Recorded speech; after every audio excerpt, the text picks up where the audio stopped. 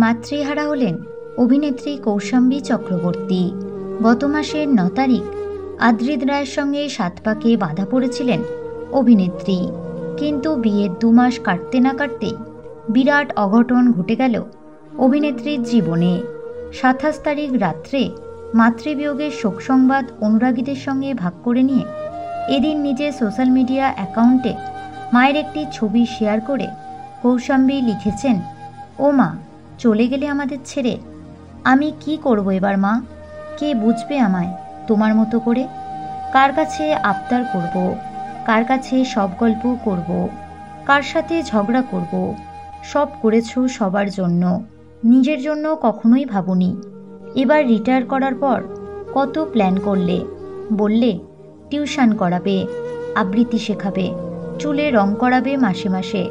কই, কিছুই তো করলে না। কাউকে এক ফোঁটার সময়ও দিলে না মা। তবে যেখানে আছো ভালো থেকো, যা ইচ্ছে ছিল সব পূরণ করো। আমরা সবাই তোমায় খুব মিস করব মা। আর এটা জানবো যে তুমি সব সময় আছো আমাদের সঙ্গে। আমি তোমায় খুব ভালোবাসি মা। তুমি একজন প্রকৃত ফাইটার মা। অভিনেত্রীর পোস্ট পড়ে চোখ ভিজেছে বহু নেটিজেনদের।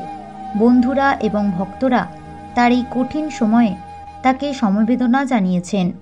আমাদের টলিটাউনের পক্ষ থেকে কৌশাম্বী চক্রবর্তী ও তার পরিবারের জন্য গভীর সমবেদনা রইল। তো বন্ধুরা, বিনোদন জগতের এরকমই নতুন আপডেট পেতে আমাদের চ্যানেল টলিটাউনকে সাবস্ক্রাইব করে পাশে থাকা বেল আইকনে ক্লিক করতে ভুলবেন না।